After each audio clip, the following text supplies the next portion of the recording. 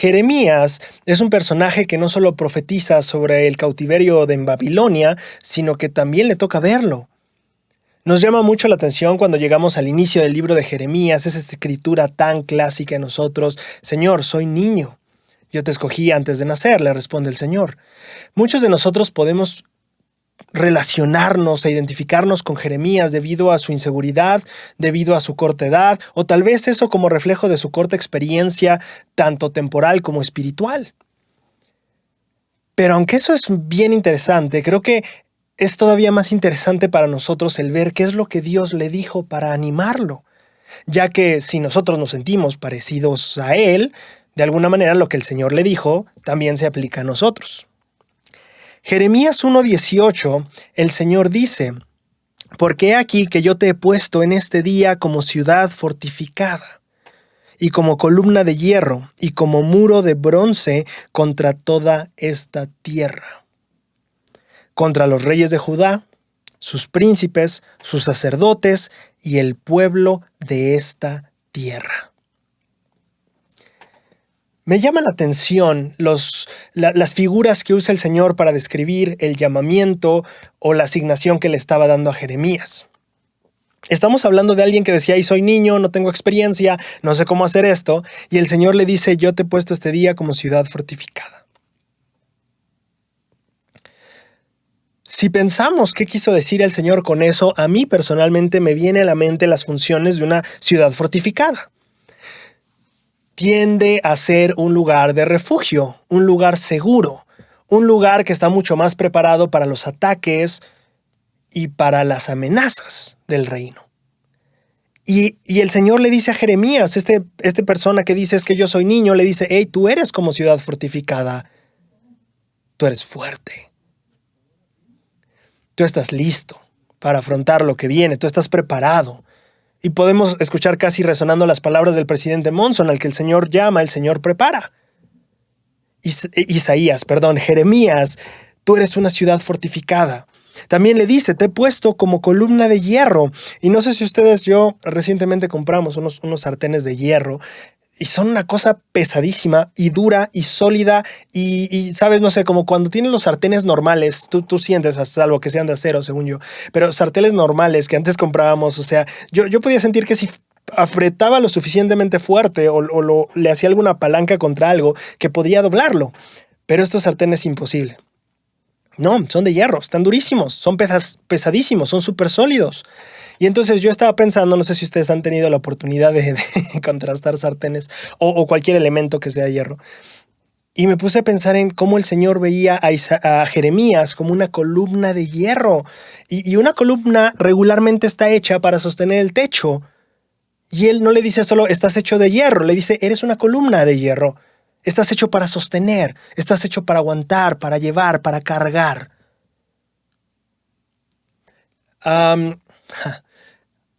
El Ben Sigue me sugiere que en esta semana leamos nuestra bendición patriarcal, y solo hay una parte muy bella que llama la atención de la mía, que dice: "Debes de estar listo para fortalecer las rodillas débiles o las rodillas cansadas". Y siento que esto es lo que el Señor le estaba diciendo a Jeremías. Hey, tú eres una columna, tú estás hecho para sostener. No tengas miedo, no te intimides por tu corta edad o por tu corta experiencia. Esta es tu función. No solo ser de hierro y sólido, sino ser una columna fuerte que aguante, soporte y sostenga. Ahora, no solo me llama la atención que el Señor le dice o le da varias figuras en esta escritura, varias imágenes con las cuales ejemplifica la clase de llamamiento que tiene Jeremías, sino que también le dice para qué tiene ese llamamiento. No solo era ser fuerte y aguantar, sino que tenía una razón de ser, ese ser fuerte y aguantar. Siguiendo la escritura le dice: "Yo te he puesto este día como ciudad fortificada", ¿no? Ciudad de refugio, ciudad lista y preparada para los ataques externos. 2, también como columna de hierro, algo que sostiene con mucha fuerza y que es sólido. Y él dice: "Contra toda esta tierra. Te he puesto como ciudad fortificada y como columna de hierro contra toda esta tierra. Contra los reyes de Judá, sus príncipes, sus sacerdotes", ya, pues, el pueblo entero, dice el Señor, el pueblo de toda esta tierra. Se me hace impactante la visión que el Señor le transmite a Jeremías. Es que de esto se trata Jeremías. es que tu papel de ser columna y de ser ciudad fortificada tiene que ver con que vas a enfrentar a todos. Todos van a estar en contra de ti. No solo estás llamado a corregir a los reyes, a los príncipes y a los sacerdotes, no, es toda la gente de esta tierra, el pueblo de esta tierra. Ese es tu llamamiento. Y con razón, Jeremías necesitaba ser una columna de hierro fuerte y sólida, porque iba a aguantar una pelea bastante fuerte. De hecho, el versículo siguiente dice, y pelearán contra ti. Me encanta eso, porque el Señor no solo le dice, hey, vas a estar contra ellos, sino que ellos también van a responder la pelea. No se van a quedar ahí, no solo tienes que ir nadando fuerte, sino que aparte va a ser contra la corriente, por así decirlo. Vas a tener que reprender a los reyes y a los sacerdotes, pero ellos no se van a quedar ahí. Ellos van a pelear. Y puedes imaginarte a este profeta que se siente niño, inexperto, insuficiente, simplemente pensar, la montaña frente a mí es demasiado grande. Ahora, lo interesante es que el Señor no solo le deja diciendo, hey, va a haber un buen de problemas y ellos van a pelear contra ti, sino que en el versículo 19 dice, y pelearán contra ti, pero no te vencerán. Porque yo estoy contigo, dice Jehová, para liberarte. Me encanta el final de esta escritura. Le está aclarando lo que necesita de él. Necesito que seas una columna fuerte, Jeremías, necesito que sostengas. Va a haber cargas sobre ti, pero necesitas ser fuerte como columna de hierro para aguantar. Necesitas ser cual ciudad fortificada, lista para los ataques de afuera. Jeremías, en este proceso ellos van a dar una gran pelea. Ellos van a pelear. No simplemente van a dejarse vencer, van a pelear contra ti. Pero tú vencerás, porque yo estoy contigo y te voy a librar. Ahora, hay otra parte de la escritura que me encanta. Una vez que Jeremías recibe su llamamiento y dice, no, soy como niño, el Señor también le da ánimo, y en este momento que le da ánimo le dice algo que para mí es muy interesante. Porque aquí yo te he puesto en este día como ciudad fortificada. Ahora, claro, la imagen de una ciudad fortificada como una ciudad que puede estar preparada, o más bien que está preparada para ataques, para defenderse. Tiene buenas defensas. Esa es una imagen muy clara, y tal vez la primera que viene a nuestra mente. Pero hay otra imagen que creo que es importante retomar de esta escritura. El Señor le está diciendo a Jeremías, hey, vas a luchar contra todas estas personas, casi contra todo el pueblo. Reyes, príncipes, sacerdotes, todo el pueblo. Todos están contra ti, todos van a estar contra ti. Necesito que seas fuerte.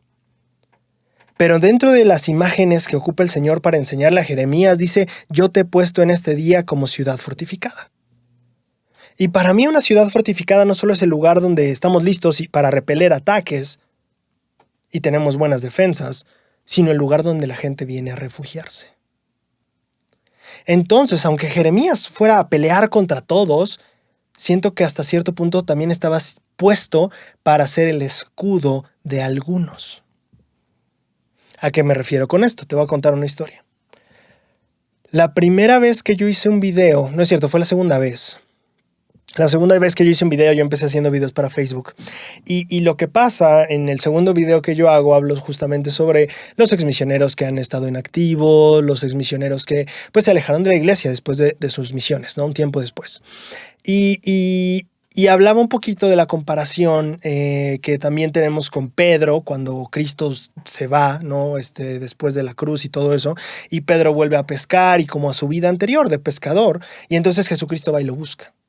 Y entonces yo hacía como esa analogía de decir, hey, también gente que caminó con Cristo, una vez que acabó ese periodo, pues regresaron a sus vidas anteriores. Entonces tenemos que tener la empatía que el Señor tuvo para ir con Pedro y hablar con él, en lugar de solo como juzgarlo por débil, por haberse ido después de todas las experiencias que tuvo, o juzgar como insuficientes las experiencias que tuvieron en ese tiempo, ¿no? Entonces, en este video, hubo algunas personas que no lo tomaron a bien y fue tal vez la primera vez que me enfrenté como a críticas o a, no sé, ¿sabes? A este otro lado negativo de las opiniones que vendían sobre el video que estaba haciendo. Y entre todos los comentarios y mensajes que llegaron, algunos positivos, algunos negativos y acusadores, recuerdo un mensaje de una chica que dijo, quiero agradecerte por el video que hiciste sobre los exmisioneros inactivos. Yo regresé de mi misión hace tiempo y llevo 6 meses que no he ido a la iglesia, pero hoy domingo, mientras estaba solo viendo Facebook, me topé con tu video y acabando el video vi el reloj y dije puedo hacerlo, así que me vestí rápido y fui a la capilla. Y el amor que sentí con las personas, con las mujeres jóvenes de las cuales fui presidenta un tiempo, simplemente fue genial el poder sentir ese amor otra vez, el sentirme tan feliz en la capilla otra vez. Solo quiero decir gracias. Ese creo que es el único mensaje o comentario de gratitud que hubo hacia ese video. Y a pesar de que no todos los comentarios fueron malos, fue un video que tuvo bastantes como críticas también, ¿no? Pero yo me puse a pensar mucho en este papel que en muchas ocasiones tiene que asumir un líder. Va a tener que ser escudo para algunos. Críticas van a venir de otros lados, pero la obra que está haciendo va a ayudar a una persona. Una persona que va a decir gracias. A pesar de que sé que te están molestando mucho y criticando y lo que sea, solo quiero decir gracias. Y ese tipo de mensajes o de comentarios o de charlas cambia tu visión de lo que estás haciendo. La cambia completamente. Y creo que eso es lo que el Señor también trataba de enseñarle a Jeremías. Tienes que ser ciudad fortificada, no solo porque puedas aguantar los ataques externos, sino que puedes refugiar a alguien más en ese manto. Esa una persona que puedes defender, que puedes ayudar, que puedes animar. Entonces, para mí, esta escritura también representa el cómo Jeremías debía de ser un líder para el Señor. Un líder que estaría dispuesto a afrontar las críticas de muchos para cuidar el corazón de uno.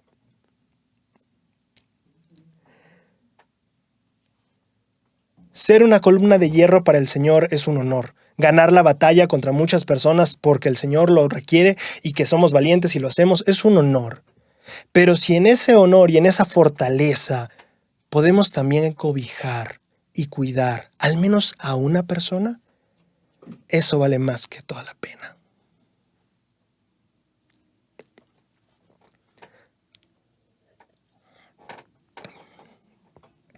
Ahora, Jeremías había recibido el llamamiento del Señor. Él dijo, no, soy niño, no puedo, soy muy joven, soy inexperto, se van a burlar de mí. El Señor le da ánimo y le dice, no te preocupes, yo voy a estar junto a ti y vamos a vencer contra todo el pueblo. Todo el pueblo va a estar contra ti, pero yo estoy contigo y vamos a vencer.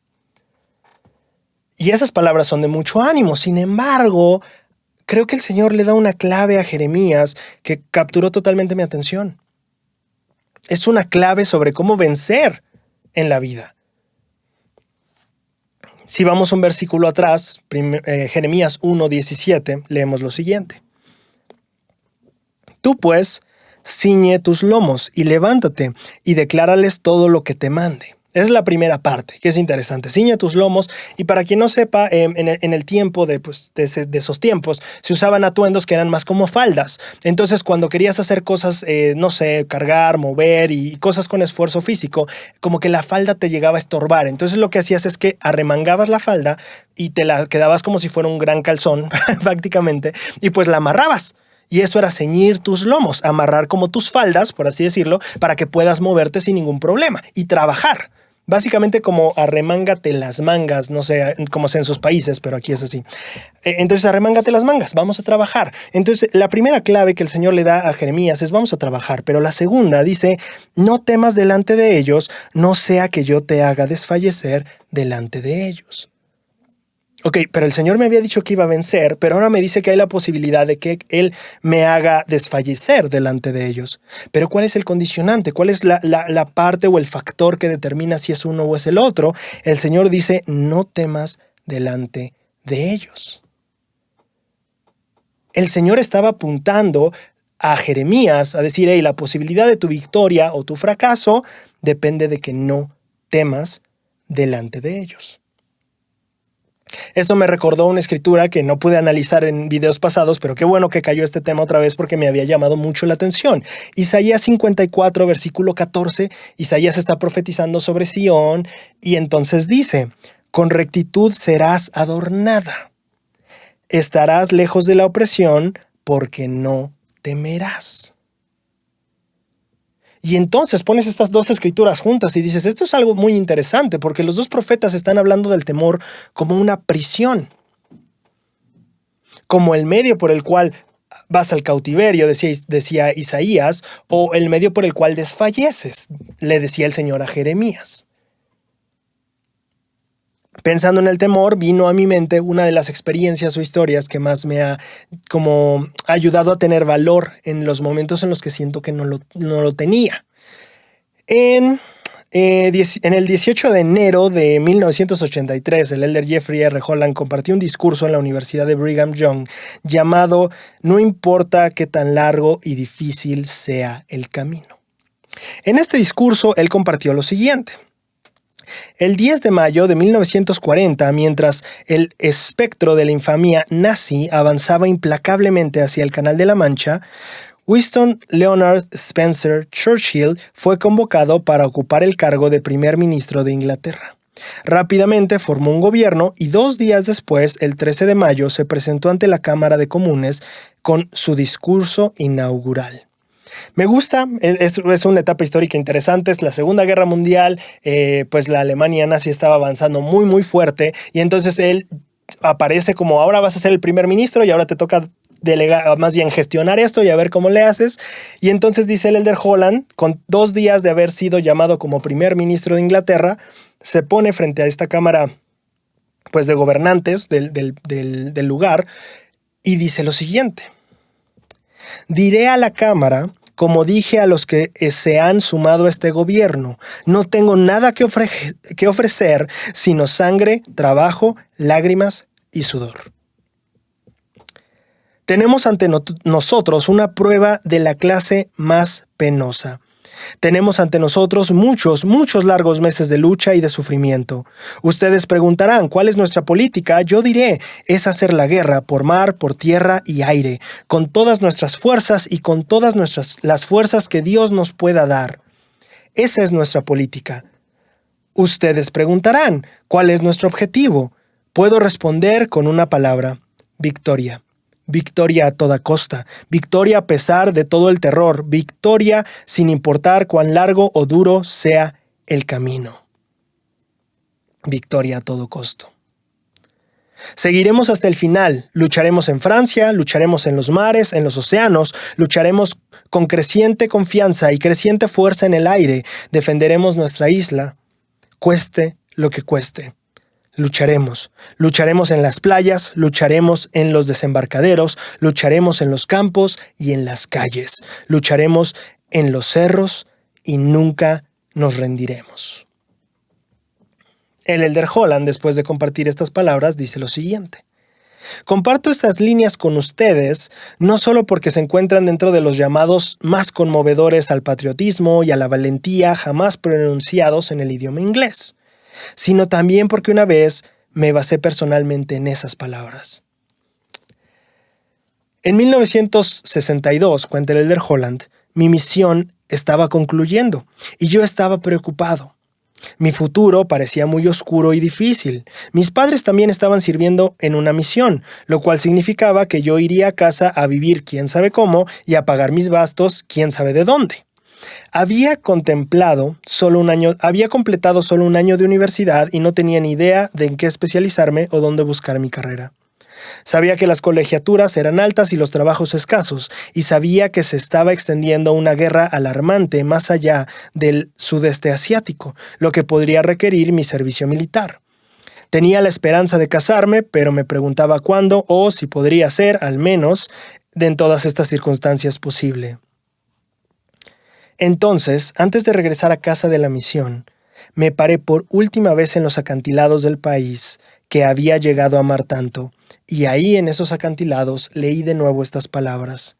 tenemos delante de nosotros muchos, muchos largos meses de lucha y sufrimiento.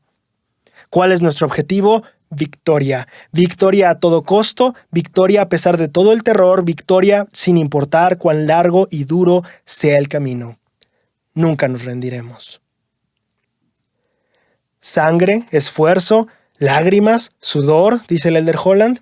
Bueno, me di cuenta que tenía tantos de esos como cualquiera de nosotros, así que me dirigí a casa para intentarlo. Cuando yo regresé de mi misión, estaba en una situación parecida, ¿sabes? Estás en un punto donde estás reiniciando tu vida. Se pausó por un tiempo y ahora no sabes qué es lo que sigue. Ahora, no necesitas estar en una nueva etapa de tu vida. Tal vez estés frente a un nuevo desafío en tu vida. Y entonces estamos en situaciones similares. Estamos empezando esto que se ve bastante desafiante, que parece superarnos y que simplemente diremos, tenemos delante de nosotros muchos, muchos largos meses de lucha y sufrimiento. Y así lo percibía yo en ese momento. No sé qué rayos va a pasar. No tengo idea de qué hay adelante. Pero entonces cobramos el ánimo que estas declaraciones de Churchill, lo que el Elder Holland experimentó y que yo personalmente experimenté al leer este discurso o al escuchar este discurso cuando estaba en una época así en mi vida. Sí, delante tienes muchas semanas y muchos meses de una lucha feroz. Pero ¿cuál debe ser tu política, tu práctica y tu mentalidad? Victoria, victoria a cualquier costo. Victoria no importa cuánto terror sienta. Victoria sin importar cuán largo y difícil sea el camino. Porque simplemente a veces el camino en la vida va a ser así, largo y difícil. Ahora, ¿qué tiene esto que ver con la escritura que yo leí al principio de Jeremías 1:17? Creo que lo que Churchill enseñó, creo que lo que el Elder Holland aprendió al terminar su misión, y creo que lo que yo también aprendí después de regresar y tener como este tipo de choques de dificultades, es que el mayor enemigo que vas a afrontar es el miedo. Caminos largos y difíciles en la vida, de hecho, de eso está hecha la vida. Pero si nuestra política y nuestra manera de operar es victoria, entonces lo único que tenemos que quitar de enfrente es el miedo en primer lugar. Victoria a cualquier costo, no importa qué tan largo y difícil sea el camino. Cuando pensamos en lo que el Señor le estaba diciendo a Jeremías, le estaba diciendo, hey, vas a pelear, va a ser una gran pelea, porque ellos van a dar una gran pelea. Pero puedes ganar. Solo asegúrate de algo, Jeremías, no tengas miedo delante de ellos. Es todo lo que te tienes que asegurar de hacer. Y cuando pensamos en la profecía de Isaías, Isaías estaba diciendo, tú, Sión, no estarás más bien lejos de la opresión, porque no temerás. Entonces vemos que el miedo se vuelve realmente el mayor enemigo frente a ti. Porque Jeremías podría pensar, son los reyes de Judá, son los príncipes de Judá, los sacerdotes, el pueblo de Judá, son todos. El Señor le dice, solo tienes que enfocarte en no temer. Ese es tu mayor enemigo ahora, Jeremías. Es lo que te está deteniendo diciendo, soy niño, no sé. Jeremías, nadie sabe tan bien. Nadie sabe a la manera perfecta. Nadie sabe exactamente cómo crear una familia, cómo equilibrar perfectamente un matrimonio, cómo llevar la educación o el trabajo perfecto. Nadie sabe.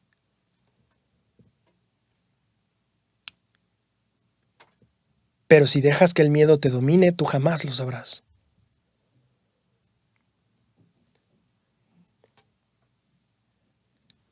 Jeremías, vencer a los reyes de Judá, a los príncipes de Judá, tiene menos que ver con tu capacidad y más que ver con el valor con el cual enfrentas el miedo que te está deteniendo ahora.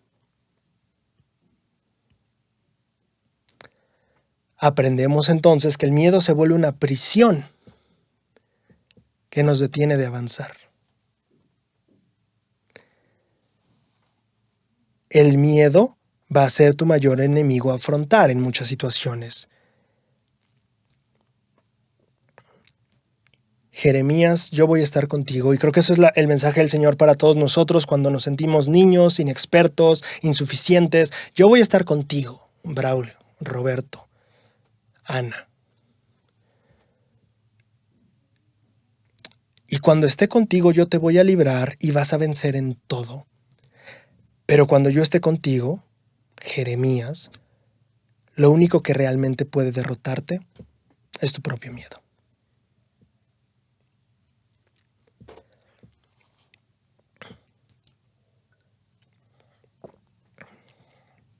Ahora, cuando nosotros enfrentamos dificultades o tiempos como los que dice el Elder Holland, como es largos y difíciles, los caminos largos y difíciles de la vida, nosotros constantemente, o no sé si siempre, pero de una u otra manera llega a nuestra mente el hasta cuándo, o el qué tan lejos está el final de esto. Y hay una escritura en Jeremías que me llamó mucho la atención respecto a este mismo tema mientras estudiaba esta semana. Jeremías 5:24 dice: y no dijeron en su corazón, temamos ahora a Jehová nuestro Dios, que da lluvia temprana y tardía a su tiempo. Aquí el Señor está reprendiendo a Israel por no haber hecho algo. ¿Qué es eso que no habían hecho?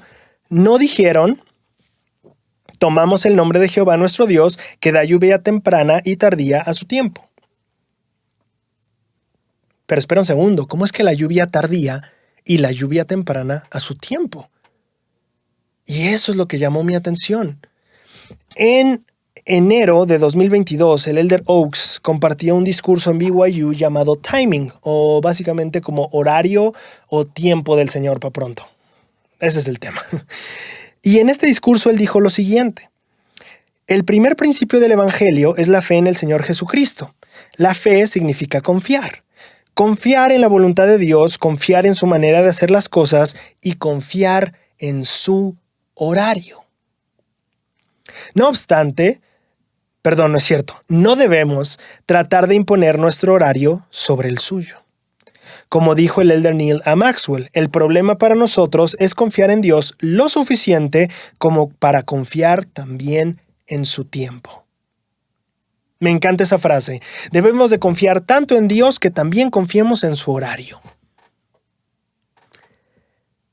Más recientemente, durante la conferencia de abril pasado, el Elder Maxwell dijo: puesto que la fe en el tiempo del Señor puede ser probada, aprendemos a decir no solo hágase tu voluntad, sino también hágase a tu tiempo. Esta es una faceta que para mí es interesante, porque estamos muy acostumbrados a escuchar esta frase, hágase tu voluntad. Pero muchas veces, debido a que lingüísticamente no se incluye eso, a veces olvidamos la parte a tu tiempo. Claro, creo que su voluntad es que nos vaya bien, su voluntad es que tengamos gozo, su voluntad es que venzamos estos desafíos en la vida. Su voluntad es que todas estas cosas que nos aquejen algún día ya no estén. Pero a veces en esa oración donde expresamos hágase tu voluntad, olvidamos que eso también debe ser a tu tiempo. El Elder Oaks concluye: de hecho, no podemos tener verdadera fe en el Señor sin tener también una confianza completa en la voluntad del Señor y en el tiempo del Señor.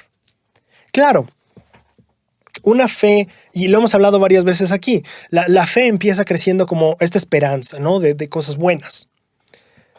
Pero al final nos damos cuenta que la fe que va creciendo y madurando tiene que ver con la esperanza y la confianza en el carácter de Dios y en su poder, en su naturaleza, en la clase de ser que Él es. Y esa clase de fe entonces requiere no solo una esperanza de las cosas que nos gustaría que sucedieran, sino que incluye también la confianza en la voluntad de aquel que todo lo sabe. Y esta confianza, dice el Elder Oaks, esta fe que debemos desarrollar no acaba de ser completa si no confiamos en 1, su voluntad, 2, su tiempo. Porque ese es el gran como reto de la vida, ¿sabes? Cuando empiezas a creer en Dios y entonces confías en Él y dices, por favor, que me vaya bien en un examen, por favor, que consiga este trabajo, por favor, que mejore la salud de Pablo ya mañana. Y cuando enfrentamos este tipo de desafíos, nos damos cuenta que la fe no es solo esperar cosas que nos gustaría que pasaran. La fe es confiar en aquel cuya voluntad es que las cosas pasen. ¿Sabes? En ese gran ser omnipotente, omnipresente, Dios. La fe no es solo esperar que cosas buenas pasen, la fe es confiar en aquel que hace que todas las cosas buenas pasen, ¿sabes? Y entonces el Elder Oaks dice, la fe real, de la que predicamos, de la que hablamos, de la que testificamos, esa fe requiere que tú confíes plenamente en su voluntad y también plenamente en su tiempo. Porque el primer nivel es confiar, la fe no es solo como lo que yo quiero que suceda. La fe tiene que ver con el conocimiento de Dios, lo que Él sabe y lo que Él planea. Ahora 2, no solo es con lo que Él planea, porque al final me entero, el plan de Dios es el plan de felicidad, entonces planea que sea feliz. Bueno, sí, pero también tiene como esta parte del tiempo y que las cosas que afrontaremos no se van solo como así. Entonces la fe que buscamos edificar, la fe que buscamos desarrollar, la fe que buscamos tener, es la fe que confía en su voluntad y en su tiempo.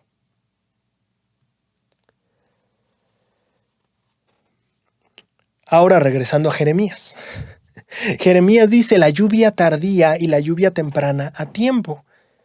Y claro que en algún sentido se puede interpretar como de, él hace que la lluvia que iba a ser tardía y la lluvia que iba a ser pronta más bien venga a tiempo. Y creo que esa interpretación es bastante válida. A mí me llamó más bien la interpretación de que la lluvia que para mí podría ser lluvia tardía, en realidad es lluvia a tiempo.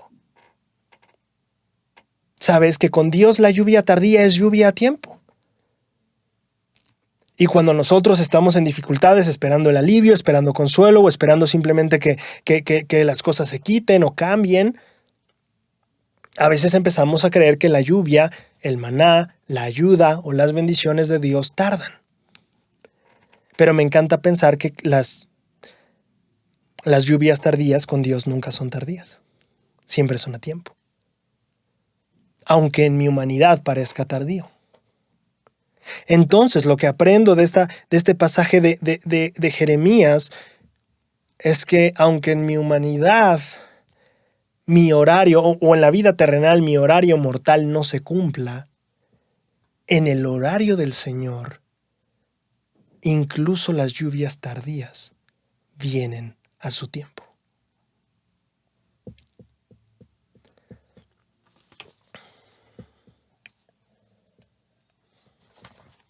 Ahora, una cosa que, solo como cosa cultural, que me llamó bastante la atención y que creo que es importante.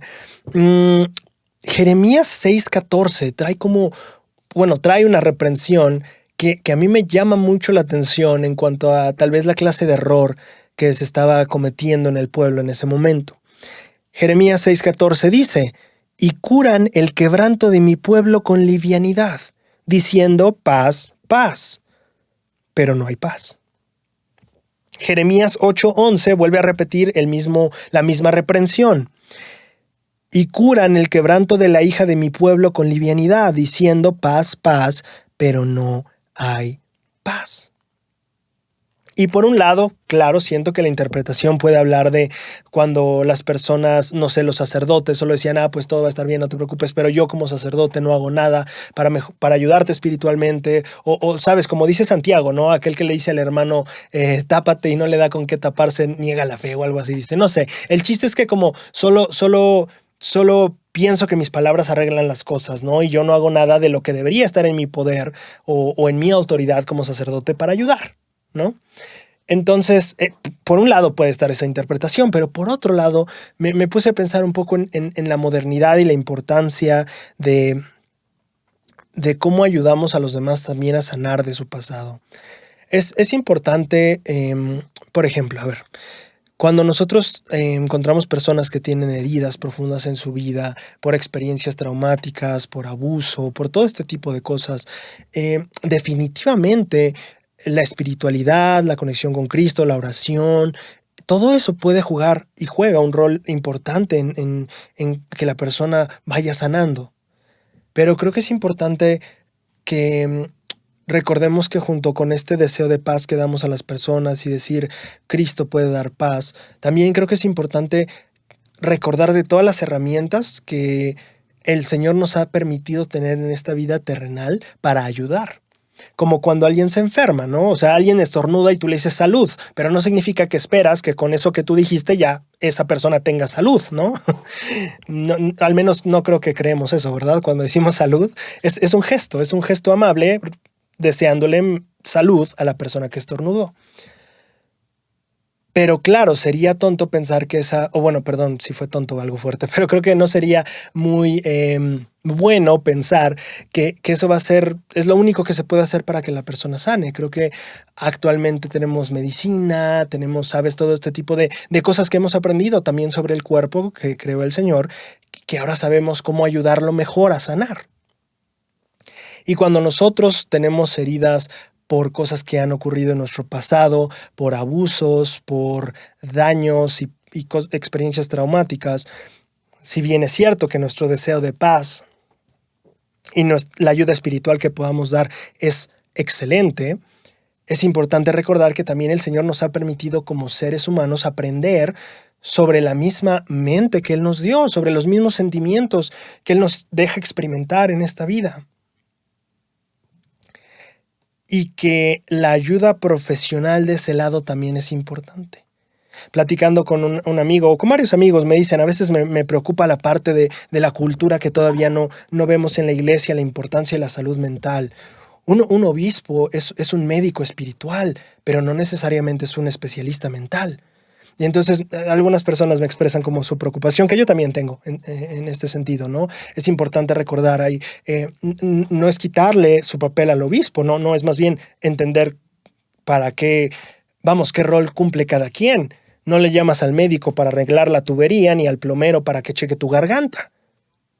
Cada quien tiene su rol. Y entonces es importante saber cómo, para mí en este sentido, esto es la escritura de Isaías, cuidado con solo decir paz, paz, paz, y que ese sea tu papel de cómo curar el quebranto del pueblo con livianidad. Les decían paz, paz, todo está bien, paz, paz, tranquilo, pero no hay paz. Y claro, tampoco es que el especialista de salud mental te cura en una sesión, ¿no? Es un trabajo extenso, pero creo que es importante, solo quiero decirlo como tema, porque creo que la semana pasada fue, ya ni me acuerdo cuándo fue, que justamente les comentaba pues del desánimo y todo eso. Para mí es bien importante. Recuerda que el estado mental tiene un impacto profundo en todas las demás áreas de nuestra vida. Entonces, es como cuando, ¿sabes qué? Es como, a veces, mira, este ejemplo es muy bueno. Espiritualmente, a veces decimos, no, es que si tú le echas más ganas a las escrituras, a la oración, al ayuno, al templo, solo vas a ser más feliz, ¿no? Y tiene su parte de sí, pero cuando tenemos algún asunto emocional y mental, no funciona así tan fácil. Es como si dijeras, oye, estoy enfermo, y es como, sí, pero si vienes a trabajar hoy, pues ya no te sientes tan enfermo. Y es como, o sea, sí puede ser que el salir de casa y salir de las cobijas y la cama como que sí me haga como alivianar este como asunto de cuerpo cortado y eso, pero no es simplemente la solución, ¿sabes? Entonces, encontrar como ese equilibrio de saber de que una parte va a afectar a la otra y que al creer empujar más esta parte no se va a solucionar esta otra. No funciona así, no es como que estoy enfermo y eso afecta el trabajo, así que si trabajo más me voy a curar de mi enfermedad. Así no funciona. Entonces a veces espiritualmente pensamos así, andamos con estos problemas emocionales y eso afecta nuestra espiritualidad. Así que si empujo un poco más la espiritualidad, la emocionalidad va a funcionar. No funciona así. Cuando estás enfermo de gripa y eso afecta tu trabajo, trabajar más no te cura la gripa. Espero que tenga sentido ese ejemplo. Entonces, solo para mí, al leer estas escrituras de Isaías, de Jeremías, fue como esa impresión muy clara de, sí, creo que a veces somos como ese pueblo que el Señor regañaba, diciendo, con, con, con cuánta livianidad curas el quebranto de mi pueblo, diciendo paz, paz. Y de nuevo, no es como que el decir salud sea algo que no tenga sentido. Estás deseándole algo bueno a la persona y solo hay que tomar en cuenta todas las herramientas de las cuales hoy disponemos y que es importante aprovechar y ver que cada parte de nuestra vida tiene su propio médico, su propio doctor, plomero, especialista mental. ¿Sabes? Simplemente es recordar eso. Para mí es muy importante que la gente que ve este canal recuerde eso. No es como de, no, emocionalmente no estoy bien, espiritualmente me afecta, entonces debo espiritualizarme más. Es como, no es así del todo. Es como si fueran dos pies diferentes. Piensa si son pie izquierdo y pie derecho. No puedes decir, me está costando trabajo subir la escalera con el pie izquierdo, así que subo el pie derecho 3 escalones y eso debe de hacerlo más fácil, ¿no? Es como, no, deben de ir un paso a la vez en la escalera. Es así como crecemos en seres más plenos. Es un paso con cada pie. No puedes esperar que un pie, sí, subir 3 escalones con un pie no va a solucionar lo difícil que fue un escalón con el otro pie. Es así de sencillo. Bien.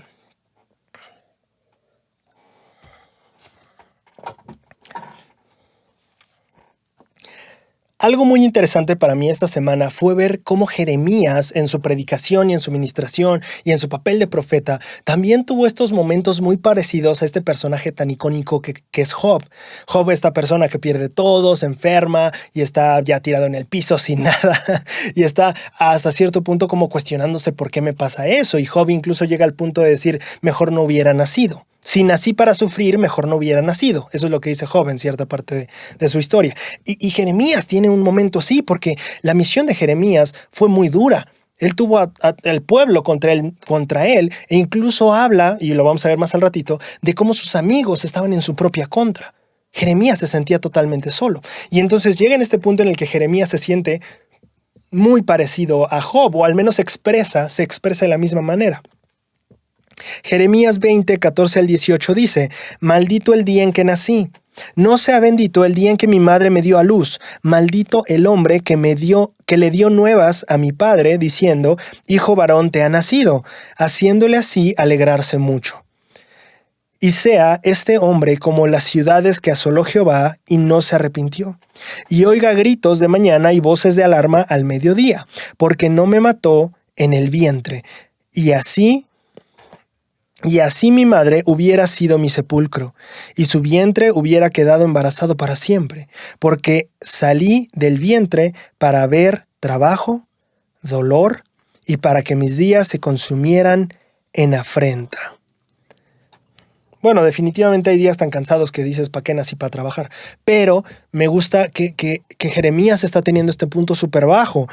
Mejor no hubiera nacido. Todo hubiera sido más sencillo, decía Jeremías, ¿sabes? Y hablando de la salud mental, ¿sabes? Vienes a este punto súper complicado. Jeremías 12:1 muestra más de lo que Jeremías estaba meditando en estos momentos tan difíciles de su vida, como un profeta que quería trabajar para la obra de Dios. Oh Jehová, dice Jeremías, ¿por qué es prosperado el camino de los malvados y les va bien a todos los que se portan deslealmente? Es una pregunta que Job se hizo mucho. Si recordamos el estudio del libro de Job, es Job. Jeremías tiene su momento como Job, diciendo por qué le va bien al malvado. ¿Por qué yo estoy aquí tratando de hacerlo mejor, esforzarme, hacer lo que Dios pide, y todo esto está hecho un desastre? Y todos están contra mí, mis amigos ya no están conmigo. ¿Por qué a ellos que hacen lo malo les va tan bien? Y puedes sentir el corazón de Jeremías desgarrarse en estas preguntas, en estas ideas de mejor no hubiera nacido. Y piensas con ternura en ese niño que no sabía hablar y que Jehová le dio ánimo y que Jeremías dijo, bueno, está bien, si Jehová está conmigo lo hacemos, y avanzo y voy. Pero se da cuenta de que aunque el Señor le había advertido que iba a haber una buena pelea, Él no se había dado cuenta todavía de qué tan difícil iba a ser esa pelea. Y entonces lo tienes como alguien que aceptó el llamamiento, que aceptó el trabajo, que aceptó el reto, el desafío y avanzó lo mejor que pudo hacia adelante para conquistarlo, pero era más difícil de lo que pensaba. Y se sintió más solo de lo que pensaba. Y estuvo más solo de lo que pensaba.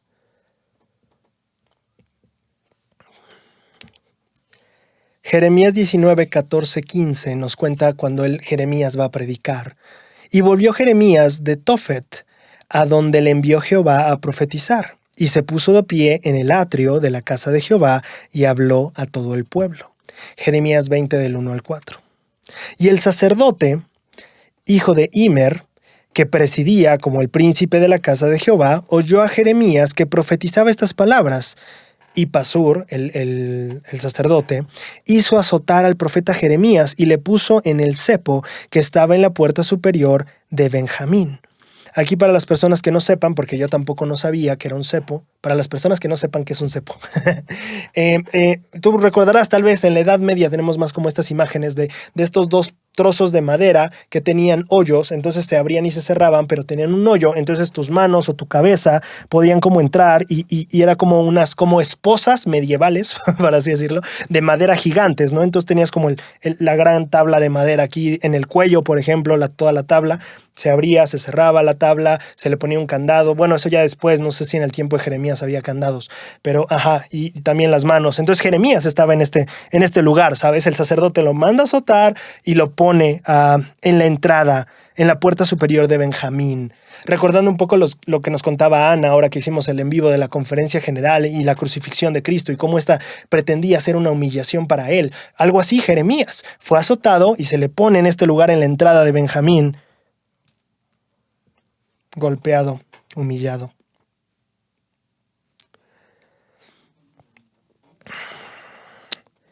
Entonces el sacerdote le pone en el cepo que estaba en la puerta superior de Benjamín, la cual conducía a la casa de Jehová, en el camino al templo. Así como a Jesucristo se le puso en el Calvario, en el camino donde todos iban hacia Jerusalén, para que lo vieran. Para que vieran lo que le pasa a la gente que va en contra del imperio, que va contra del sacerdote, que va en contra del pueblo. Eso es lo que le pasa. Y sucedió que al día siguiente Pasur, el sacerdote, sacó a Jeremías del cepo y le dijo entonces Jeremías: Jehová no ha llamado tu nombre Pasur, sino Magor Misabith, porque así ha dicho Jehová: he aquí, yo haré que tú seas un terror para ti mismo y para todos los que bien te quieren. Y caerán por la espada de sus enemigos, y tus ojos los verán, y a todo Judá entregaré en las manos del rey de Babilonia. Y él los llevará cautivos a Babilonia y los matará a espada. Ahora, y Jeremías tiene este momento como Job, tiene este momento bajo, tiene este momento de humillación, no igual, pero en simbolismo, sí, como Cristo lo tuvo en el Calvario. Y entonces viene el sacerdote, lo libera y Jeremías le dice: hey, el rey de Babilonia va a destruir todo este lugar. Ahora, ¿qué es lo que me llama la atención? Es algo que solo notas si ya leíste los 19 capítulos anteriores de Jeremías, perdón. Cuando tú lees Jeremías se pasa todo el tiempo profetizando de Babilonia, del cautiverio en Babilonia. Van a venir personas del norte, nos van a llevar al norte, vamos a ser esclavos en el norte, vamos a servir a la gente del norte y Jehová nos va a llevar a tierras que no conocíamos, a ser esclavos, al norte. Pero Jeremías en ningún momento indica qué pueblo lo va a hacer. En los primeros 19 capítulos solo se menciona que el norte. La gente del norte, Jehová nos llevará al norte, seremos cautivos en el norte, pero nunca clarifica quién. Esta es la primera escritura en todo el libro de Jeremías que especifica qué pueblo va a arrasar con Israel o con Judá. Babilonia. Ahora, ¿por qué esto es significativo para mí? Por lo siguiente. No apunté el año, pero bueno, en un discurso que dio el Elder Holland en BYU llamado Lecciones de la Cárcel de Liberty, que tú sabrás, la cárcel de Liberty es este lugar donde José Smith pasa el invierno ya no me acuerdo qué invierno, según yo fue del 38 al 39, o del 37 al 38, ya no recuerdo, un invierno que pasa, y tú conoces la historia, estuvo encarcelado, estuvo súper afligido y todo eso, ¿no? Entonces, el Elder Holland habla de las lecciones que se aprenden en ese evento de la historia en la vida de José Smith. Y en este discurso él dice, la mayoría de nosotros, la mayor parte del tiempo, hablamos de las instalaciones de Liberty como una cárcel o una prisión, y ciertamente lo eran. Pero el Elder Brigham H. Roberts, al registrar la historia de la iglesia, se refirió a la instalación como un templo, o más exactamente, como un templo-prisión. Ciertamente, carecía de la pureza y la belleza y la comodidad y la limpieza de nuestros templos dedicados. Él habla, y el comportamiento de los guardias y criminales que acudían ahí era cualquier cosa menos un templo. Entonces, ¿en qué sentido se podría llamar a la cárcel de Liberty un templo? O al menos una especie de templo en el desarrollo de José Smith personalmente y en su papel como profeta. ¿Y qué nos dice ese título sobre el amor y las enseñanzas de Dios, incluso dónde y cuándo se manifieste ese amor y esas enseñanzas? El mensaje de esta noche, dijo el Elder Holland, es que cuando tengas que hacerlo, puedes tener una experiencia sagrada, reveladora y profundamente instructiva con el Señor en cualquier situación en la que te encuentres. De hecho, permítanme decirlo un poco más fuerte. Pueden tener una experiencia sagrada, revelatoria y profundamente instructiva con el Señor en las experiencias más miserables de su vida, en los peores escenarios, mientras soportan las injusticias más dolorosas, cuando se enfrentan a las probabilidades y oposición más insuperables que jamás hayan enfrentado.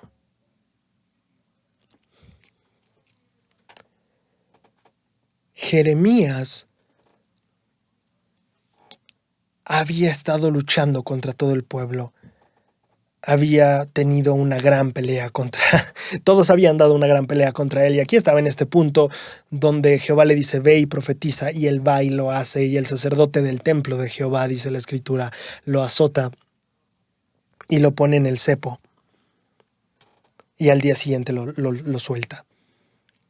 Y es en ese momento, hasta ese momento, donde Jeremías dice, Babilonia. Ahora, tal vez en nuestros momentos de mayor angustia, esa no es la clase de revelación que estamos buscando, pero para mí ilustra el principio. Jeremías, todos los 19 capítulos habla de una gente del norte que no conocemos, una tierra que no conocemos. Jeremías habla de lo que no conocía. Pero después de ese momento, de haber sido azotado y estar en el cepo durante toda la noche, Jeremías tiene el nombre. Ahora ya sé qué pueblo, ya sé qué reino, ya sé qué imperio. Lo que antes era desconocido para mí, ahora es conocido. Y de nuevo, tal vez esa clase de información no es la que queremos en ese momento. Pero muchas veces las revelaciones más profundas, esclarecedoras e incluso poderosas llegan en los momentos más bajos, más duros y a veces hasta más crueles de nuestra vida.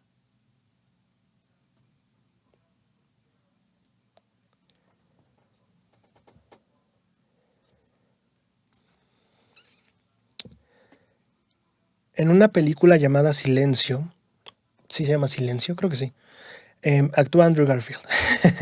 Él interpreta a un sacerdote católico que es enviado a Japón a predicar, en ese tiempo donde Japón martirizaba a cristianos, para pronto. Y entonces él va Y es una travesía muy fuerte y muy cruel y muy brutal, donde solo es fracaso tras fracaso tras fracaso, y simplemente él se encuentra tratando de salvar a los pocos conversos que hay, y los pocos conversos de repente no entienden muy bien las doctrinas porque él no habla japonés perfectamente ni ellos le entienden a él, y está tratando de buscar a este padre que le enseñó a él, que se supone que apostató, y es todo un relajo, y empieza a haber problema tras problema y fracaso tras fracaso. Su compañero de viaje, su compañero misional acaba perdiendo, bueno, no perdiendo la vida, le quitan la vida, y muchos otros de los conversos también les quitan la vida, el ejército del Estado y todo eso, y simplemente todo se empieza a poner más negro y más negro para él. Y al final de todo el problema, él tiene que acordar de dejar de practicar y profesar su fe para que dejen de quitarle la vida a las personas en ese lugar. Pero a toda esta historia viene la escena del final que me llama muchísimo la atención. Como un sacerdote frustrado que se queda como prisionero en una tierra donde está prohibido practicar su religión y orarle a Dios, y todo lo que era su espiritualidad les ha arrebatado. Él, en este momento de reflexión final, después de estos meses de fracasos y estos meses de buscar a Dios y parecer que Dios no está, en ese último instante de reflexión, él dice: gracias Dios, porque de una u otra manera en el silencio escuché tu voz.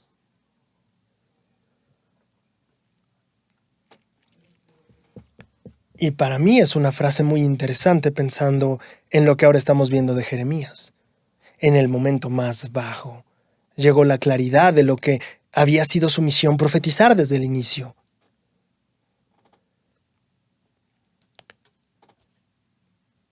En un momento tan difícil como la cárcel de Liberty para José Smith, vienen estas revelaciones tan exquisitas. Pasa tu alma, tus aflicciones no son más que por este momento, y si lo superas, Dios te exaltará. Estas escrituras que también son tan icónicas para nosotros llegan en momentos de desesperación. Piensa en Moisés y el mar abierto. Estaba entre el agua y la espada. Era un momento de desesperación, un momento crítico, un momento de vida o muerte. Muchas veces esos momentos más milagrosos, más reveladores, más sagrados en nuestra vida, llegan en lo más profundo de la dificultad y de la brutal prueba con la que estamos lidiando. Es muchas veces en esos momentos tan profundos y oscuros donde más cerca estamos de Dios, de entender su misión para nosotros. Tal como Jeremías entendió, esta es la profecía que yo tenía que estar dando. Esto es, ya lo puedo ver plenamente. Ya sé qué es lo que va a pasar, ya sé cuál es el plan de Dios con esto. Así nosotros tal vez, porque no siempre es que pase así, pero en muchas ocasiones los momentos más oscuros serán también los momentos más reveladores.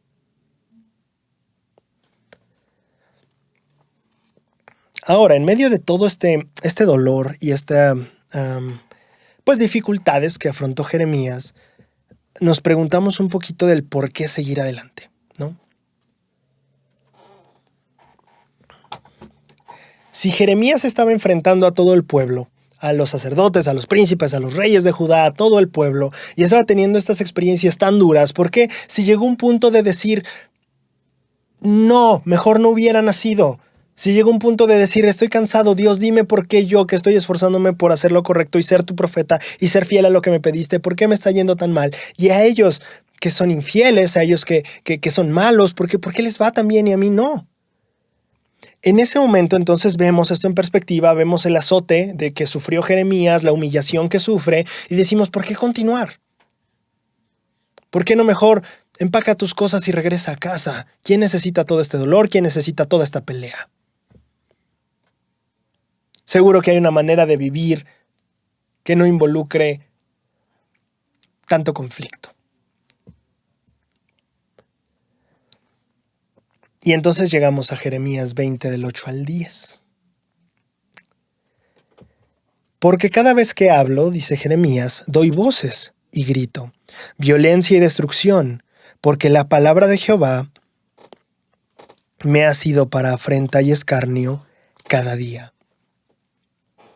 Lo que estamos diciendo. Yo vine a profetizar o a hablar tu santa palabra, pero es lo único que he conseguido con predicar tu santa palabra son todos estos problemas. Ha sido escarnio y afrenta cada día. Y dije, no me acordaré más de él, ni hablaré más su nombre. Aquí estamos viendo a un profeta renunciar. Él dice, me cansé, suficiente, ya estoy harto. No voy a acordarme más de él, ni hablaré más de su nombre. Basta de testificar de esto. Basta de profetizar, basta de predicar, basta. Estoy cansado.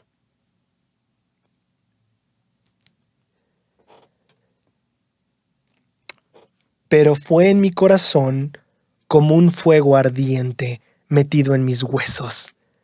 Me esforcé por contenerlo, pero no pude.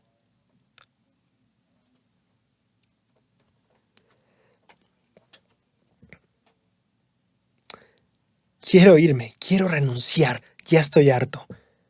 Pero dice Jeremías, hubo algo en mi corazón, como un fuego entre mis huesos. Y quise contenerlo, quise que no me convenciera, quise que simplemente no, ya tomé la decisión, me largo. Pero no pude contenerlo. Y ahora, las pruebas de Jeremías no estaban siendo sencillas. Ya vimos, estaba siendo azotada, estaba siendo humillado en el camino hacia el templo, ¿no? Se le dejó ahí toda la noche y perdió su círculo de apoyo también como Job. De hecho, si lees el siguiente versículo, el versículo 10 dice, porque oí las difamaciones de muchos, terror por todas partes, denunciadle.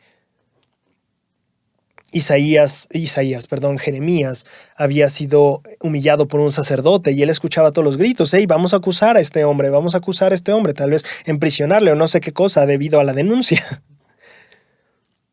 Todos mis amigos miraban si claudicaría. Quizás se persuada, decían, y prevaleceremos contra él y tomaremos de él venganza. Los amigos de Jeremías acabaron en esta posición de, vamos a ver si renuncia, yo creo que va a tirar la toalla. Sí, vamos a aguantar, ver cómo tira la toalla y entonces nos vengamos de él. Jeremías estaba solo. Y en este sentido, podemos compararlo, no sé, ¿sabes? Un recién converso que afronta este tipo de cosas. Mis amigos solo esperan a ver si renuncio a esta cosa nueva llamada iglesia. Mi familia está esperando a ver si renuncio a esta cosa llamada evangelio. Y tal vez como Jeremías habrá momentos en los que digamos, estoy cansado. Lo que he ganado es solo afrentas y escarnio cada día. Eso es lo que gano por escuchar y obedecer su palabra. Y entonces dice, ya no más, renuncio. Es brutal, estamos viendo a un profeta decir renuncio. No es como en el caso de Isaías, veíamos que se sentía como un fracaso, pero ahorita estamos viendo a un profeta renunciar. Y hubo algo que me detuvo, dice Jeremías. En la Conferencia General de abril de 1993, el presidente Gordon B. Hinckley compartió un discurso llamado Es verdad, ¿no es cierto? En este discurso, él dice lo siguiente. Mía ha sido la oportunidad de conocer a muchos hombres y mujeres maravillosos en varias partes del mundo. Algunos de ellos me han dejado una huella imborrable. Comparto con ustedes una historia de la que hablé hace algunos años. Conocí a un oficial naval de una nación lejana. Un joven brillante que había sido traído a los Estados Unidos para un entrenamiento avanzado. Algunos de sus asociados en la Armada de los Estados Unidos, cuyo comportamiento le había atraído, compartieron con él sus creencias religiosas a petición suya. No era cristiano, pero estaba interesado. Le hablaron del Señor del mundo, Jesucristo, nacido en Belén, que dio su vida por toda la humanidad.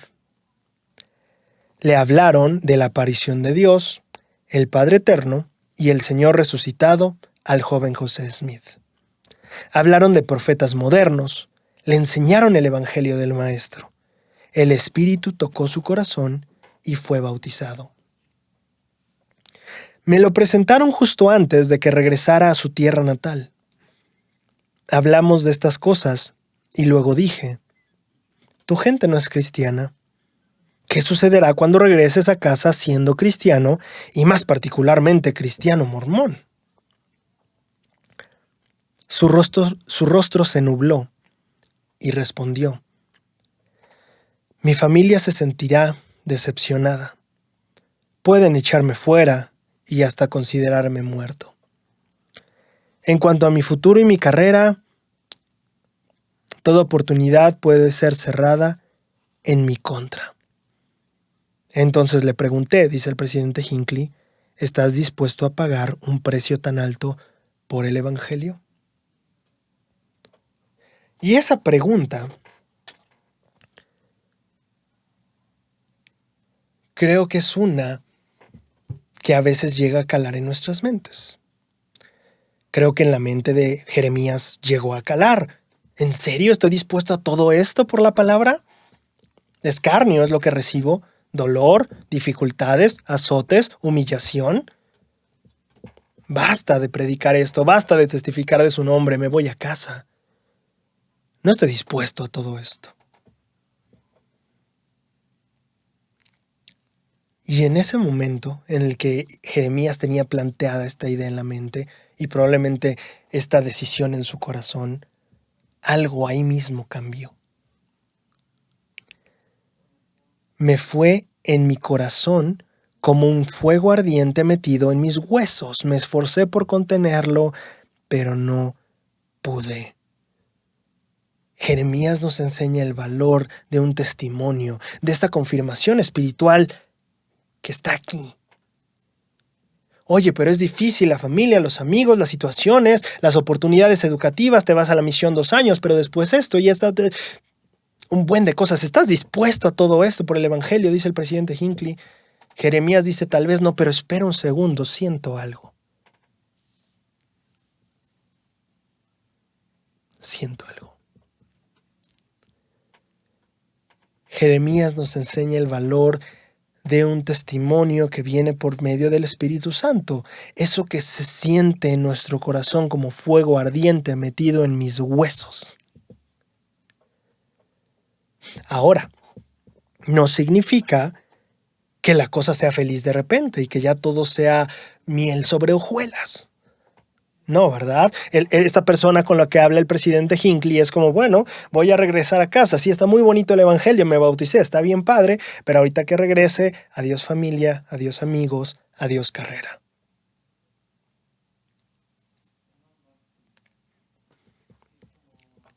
Y entonces vemos la necesidad de eso que se siente en el corazón, dentro de los huesos. Tal vez sin eso no podríamos seguir adelante. Tal vez es a lo que el presidente Nelson se refiere cuando dice en los futuros días no podremos sobrevivir espiritualmente sin la compañía constante del Espíritu. Creo que es porque este sentimiento llamado testimonio viene del Espíritu. Y sin esta constante fuerza dentro de nosotros que viene por medio del Espíritu, tal vez como Jeremías diríamos, basta, me voy a casa.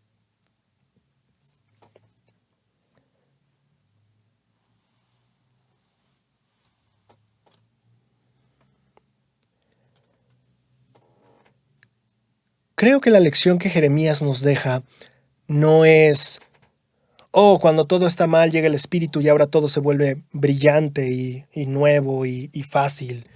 No creo que esa es la lección. Creo que la lección es que en medio de eso que no es fácil, que está siendo un camino largo y difícil en la vida,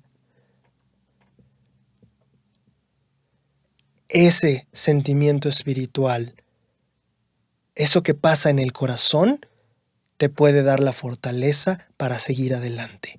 Creo que ese es el mensaje de Jeremías para nosotros. No se trata de que el testimonio de repente hizo que todo fuera fácil o que la paz espiritual de repente solucionó todo afuera. No. Pero eso sí te dio la fuerza para seguir adelante. La lección no es que todo se vuelve fácil al tener un testimonio o al tener esa confirmación de paz del Espíritu. Pero eso sí te da todo lo necesario para seguir adelante.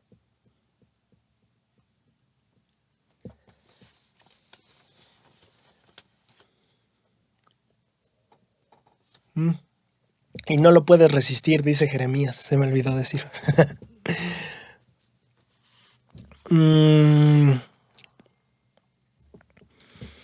Ok, llegamos al final, a mi versículo de poder. Fue difícil, fíjense que esta última escritura también me gustó muchísimo y ha habido varias que fueron como muy padres para mí, pero esta fue la seleccionada porque me impactó bastante, o sea, cambió ya te lo voy a explicar, ya, mejor no te adelanto. A ver, Jeremías 14, 8 al 9. Jeremías no la tuvo fácil todo el tiempo, como profeta tuvo varias dificultades. Y entonces Jeremías 14, 8 al 9 parece darnos un poquito de visión o de perspectiva en cuanto a lo difícil que fue Jeremías, pero también la perspectiva que tuvo para poder seguir adelante. Oh esperanza de Israel, salvador suyo en el tiempo de la aflicción, ¿por qué has de ser como peregrino en la tierra y como caminante que se retira para pasar la noche? ¿Por qué has de ser como hombre atónito, como valiente que no puede librar? Esas preguntas son fuertes, tal vez en la manera en la que están escritas son difíciles de entender, pero oh esperanza de Israel. ¿Quién es la esperanza de Israel? Jesucristo. Oh Jesucristo, le está hablando a él, al maestro. Oh maestro, ¿por qué has de ser como peregrino en la tierra y como caminante que se retira para pasar la noche? ¿Por qué no te quedas la noche conmigo? ¿Por qué no? Y sabes, recordamos ese himno que es bellísimo. Oh, permanece Salvador, la noche viene ya. Bueno, esta es la versión de Jeremías de ese himno. ¿Por qué eres como el peregrino que no te quedas la noche? ¿Por qué? ¿Por qué te vas en el momento más oscuro? Y la siguiente pregunta es igual de brutal. ¿Por qué has de ser como hombre atónito, como valiente que no puede librar? Esa es una pregunta muy fuerte para hacérsela al maestro. ¿Por qué eres como el valiente pero que no puede librar? Por ejemplo, aquel que se hace mucho el valiente pero que al final no puede hacer nada o no hace nada. ¿Por qué cuando llega la noche y más te necesito no estás? ¿Por qué cuando necesito un príncipe valiente que me salve, el príncipe de paz parece no poder librar? Esas son preguntas duras. Y de nuevo las está haciendo un profeta. No, nadie está exento de estas experiencias. Nadie. ¿Y por qué se vuelve este mi versículo favorito de esta semana? Porque después de hacer esas preguntas tan profundas y tan desgarradoras, espiritualmente hablando, Jeremías dice: sin embargo, estás entre nosotros. Oh Jehová, y sobre nosotros es invocado tu nombre, no nos desampares.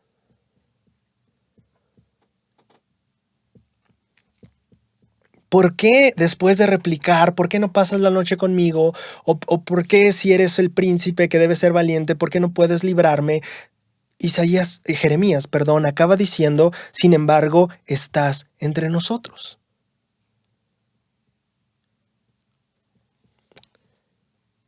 ¿Por qué lo escribió así? ¿Qué quiere decir esto en mi vida?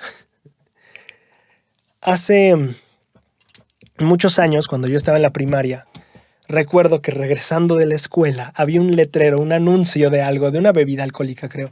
Pero tenía un eslogan que se ha quedado en mi mente por años. Y primaria, te estoy diciendo, tenía 11 años. No sé, lo recuerdo muy vívidamente lo que ese eslogan decía. Y ese eslogan decía, cuando la vida te quiere esconder algo, te lo pone justo enfrente. Y penetró mucho mi mente, mis pensamientos, no sé, me puse a cuestionar mi existencia ya a los 11 años. Pero... um, Pero creo que a veces pasa, si la lección a veces está frente a nosotros, pero no tan simple. Y creo que es lo mismo que el Salvador dijo, claro, si lo pasamos a un contexto no de una bebida, sino en el contexto del Evangelio. El Salvador decía, ¿no? Antes de pues la paja en el ojo de tu hermano, pues date cuenta que tú tienes la viga aquí enfrente en el tuyo. Que es lo mismo, la lección que necesitas no es lo que le tienes que cambiar a tu hermano, sino lo que en ti tienes que cambiar. Pero la lección está tan cerca de tus ojos que a veces no la puedes ver. Y entonces me puse a pensar en lo que Jeremías dijo. ¿Por qué eres como hombre atónito, como valiente que no puede librar? Y entonces me puse a pensar en si esto podría ser como una profecía o un diálogo profético en cuanto a lo que significó para la gente judía tener a Cristo entre ellos. Oye, ¿no se supone que eras el Mesías, el que venía a librarnos? Yo no te veo quitando al imperio romano de encima de nosotros. Como valiente que no puede librar. Pero el error no estaba en Cristo al no librar, sino en ellos al no comprender la clase de libertad que Cristo les estaba ofreciendo. Y tal vez ahí resuena la parte de Jeremías que dice, sin embargo, estás entre nosotros. Tal vez te interpretamos como este gran rey que vendría a quitar a todos los imperios de al lado de nosotros y nos haría esta gran nación gobernar sobre todos. Imperio. Te interpretamos así y nos pareces ahora que te vemos un valiente que no sabe librar. Sí, eres muy valiente, al César lo del César, y sabes, el movimiento revolucionario que llevaste a cabo, o sea, sí, muy valiente, pero no nos puedes librar del imperio romano, como valiente que no puede librar. Sin embargo, Jeremías dice, estás entre nosotros, o sea, si eras tú. Ahora, esa interpretación está muy lejos de nosotros, es la paja en el ojo del hermano. Hay que traer esa lección cerca a la viga en el nuestro. Y entonces yo dije, espera, esta lección tal vez, o este verso de Jeremías, tal vez no habla sobre los judíos no reconociendo a Cristo, o más bien viéndolo como el valiente que no podía librar, pero tal vez habla de Jeremías y de nosotros, en nuestras vidas, cuando esperamos a este gran Mesías que nos libre de todos nuestros problemas. Cuando interpretamos a Cristo como este gran rey que de repente va a hacer todos nuestros problemas al lado y nosotros vamos a ser grandes y gobernar sobre todo y imperio. En la cima siempre. Y tal vez esa perspectiva que tenemos de Cristo y lo que puede hacer por nosotros o lo que hace por nosotros nos hace pensar que no pasa la noche con nosotros. Nos hace pensar que es un valiente que no puede librar. Cuando nuestro error realmente es no darnos cuenta de qué clase de libertad nos ofrece Cristo.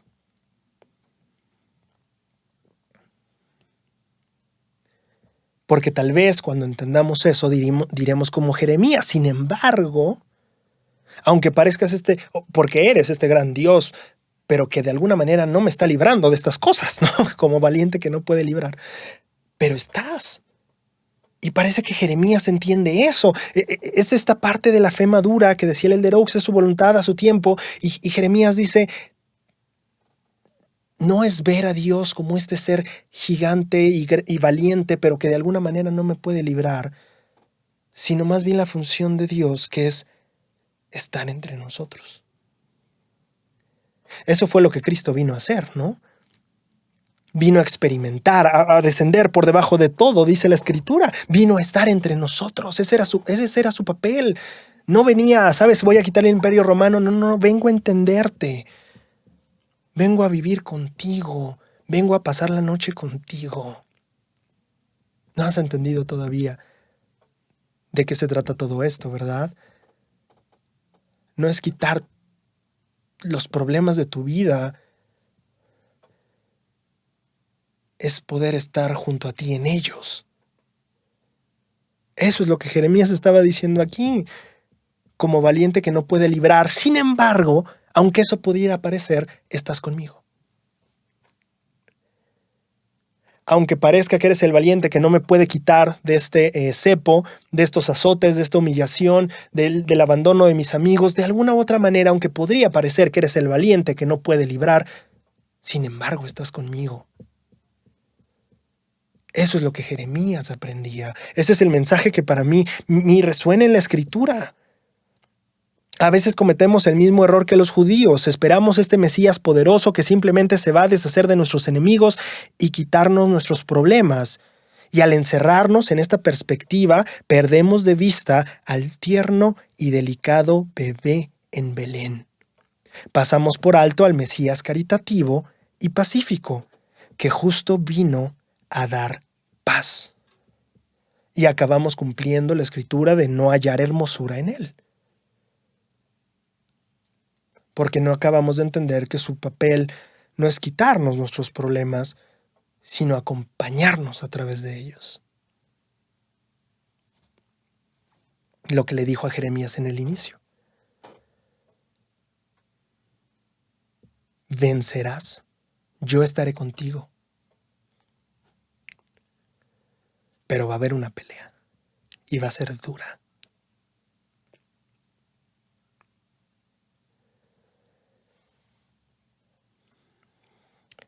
A veces Cristo no va a venir como príncipe libertador, sino como amigo sanador.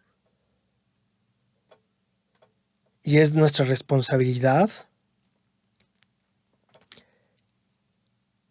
el ver que eso mismo que evitó a los judíos gozar del Cristo que estaba junto a ellos, también nos está haciendo a nosotros no gozar del Cristo que está con nosotros.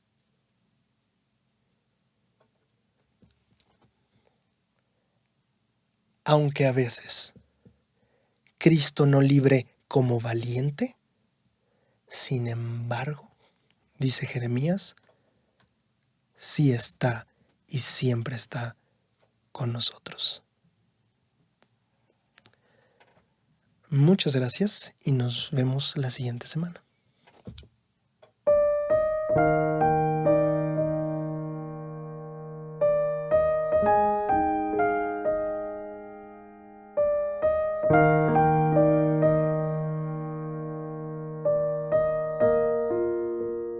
Solo soy barro, pero soy barro en sus manos. Y dije, es cierto, muchas veces somos barro, somos un desastre, pero somos un desastre en sus manos. Y no necesito ser nada más. Así que cuando afrontamos las batallas y estos rounds en las peleas de nuestra vida que simplemente son un desastre,